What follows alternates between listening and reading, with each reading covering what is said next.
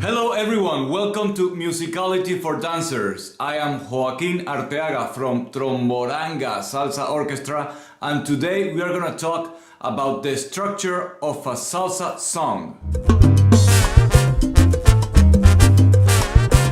Most of the salsa songs starts with an intro, which develops a melody with the horn section.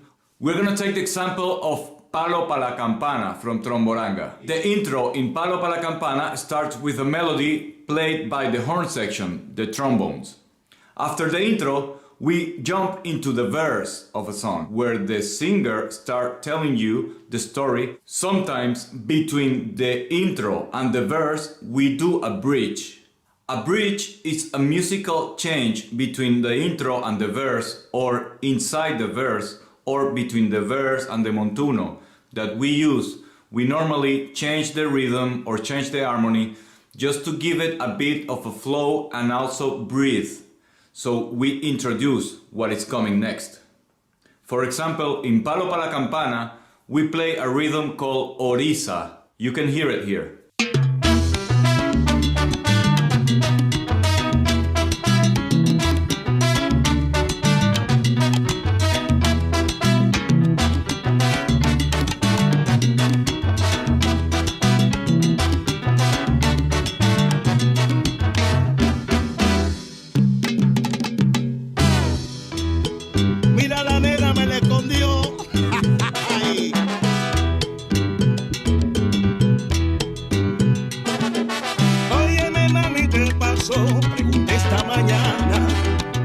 Then the verse starts. So the singer is starting to tell you the story about, this man that has a bell and his wife is always hiding the bongo bell from him, so he doesn't go out and play it in the parties.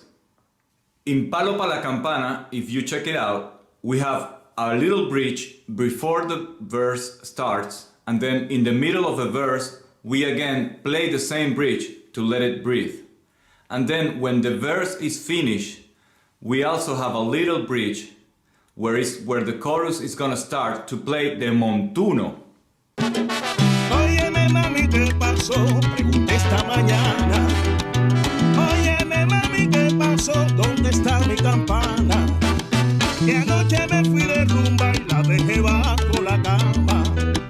Y anoche me fui de rumba y la dejé bajo la cama. ¿Y dónde está? A ver. Siempre está en lo mismo. Óyeme nena, ¿qué pasó? No te escondas mulata. Óyeme nena, ¿qué pasó? Es que no tienes ganas. La gente la está viviendo y tú la escondiste mulata. Aquí yo tengo el palo y me escondió la campana. Yo tengo el palo a pegarle a tu campana. Yo tengo el palo para la campana. Ay, yo tengo el palo para tu campana. El palo para la campana. Síguelo tocando. The montuno section is when the chorus is being repetitive and the sonero is doing improvisation between choruses. This is a very important part of the song because it's where the sonero can improvise and make the people, amazed by his inspirations. This is very important because there is a difference between a singer and a sonero. A singer could sing and could repeat anything he learned, but a sonero, it's always improvisating depending on the chorus and what is going around him. Another very important thing in the montuno section is that the percussion, the bongocero, drops the bongo and start playing the bongo bell, la campana de bongo. It makes it more spicy and also more dynamic, more strong. Also the timbalero will play the timbale bell.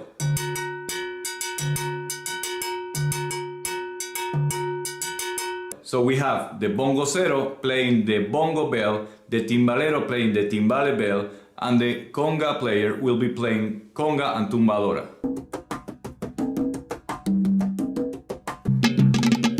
Yo tengo el palo para la campana. Ay, yo tengo el palo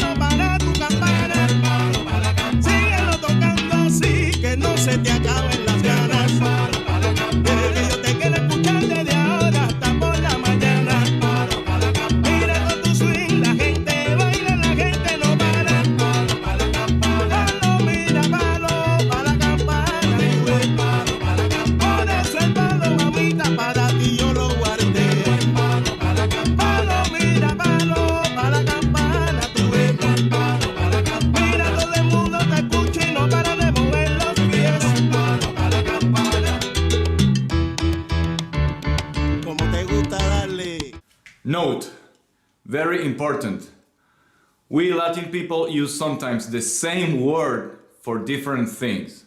So montuno has different meanings. Montuno could be the montuno section, which we are watching now, but also could be a figure that plays the piano on the montuno section. Okay, it's a repetitive figure also that plays in the piano. Also, we have the son montuno, which is a musical genre developed in Cuba. So it doesn't matter if it's mambo, timba, salsa, son, whatever. There is always a montuno section on a song. Then, always in a salsa song, we have two options. From the montuno, we either go to a mambo, which is a mambo section, not the mambo musical genre, which is a different thing. Okay? We go into the mambo section, or we are going to a solo of an instrument of the orchestra. In Palo pa la Campana, we go to a mambo section.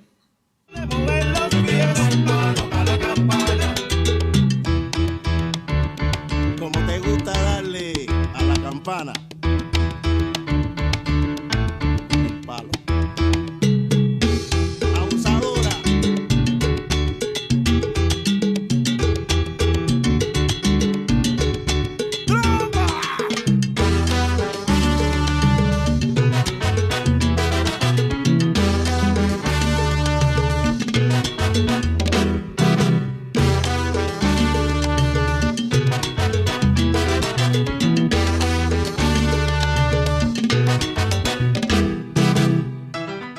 As you hear, the mambo section on Palo pa la Campana starts only with the piano and bass, and then the trombones are starting to answer to them. This is a typical mambo section. It's very important for the dancers, the mambo section, because we always have accents, syncopations, a lot of dynamic going on. So it's very important for the dancers to hear it so you can interpret it. After the mambo, we also have either two options. We go and do another montuno, so it will be a second montuno, or we go to a solo. In Palo pa la Campana from Tromboranga, we do a bongo bell solo, something that's not too common on a salsa song. ¿Qué dice? ¡Suena, niño!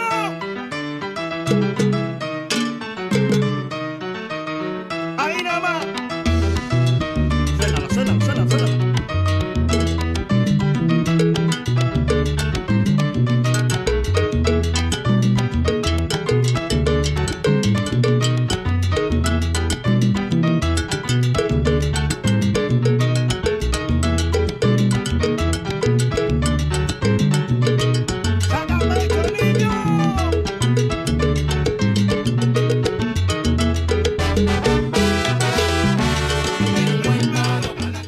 So you can hear how the bell is doing a lot of off time, syncopations, and playing around with it.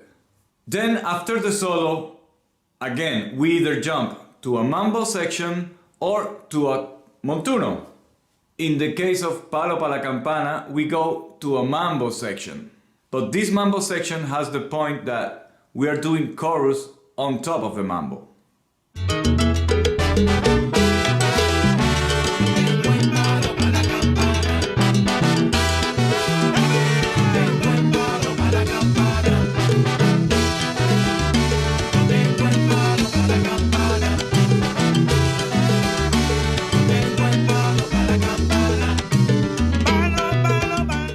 Then after the second mambo, we jump to a second montuno. So we change the chorus, and it's a bit of a different chorus on this side. So the same, there is a repetitive chorus and the sonero is improvising in the middle.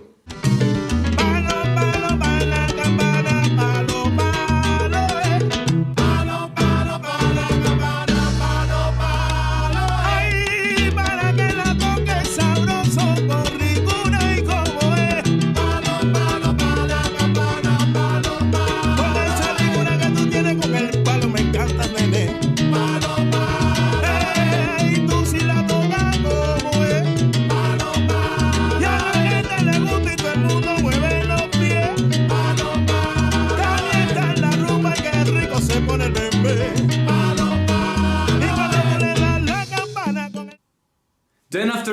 the final part comes, or what we call the ending and the coda. Some endings and codas go back to the beginning of the song, to the melody that we did in the intro. But in Palo para la Campana, we stop all the harmony and we only leave the percussion section playing and the chorus going all the time. So we make it a bit raw, like you're playing in the street. La campana con el palo, palo, palo, suena así, ging, ging, galán, gang, gang, palo, palo, ay, qué rico, mamita, vuelve a sonar la campana, palo, palo, oye, llama a tu prima, llama a tu hermana, palo, palo, And that's it, the song is finished. So here you have a little resume of what is the structure of a salsa song.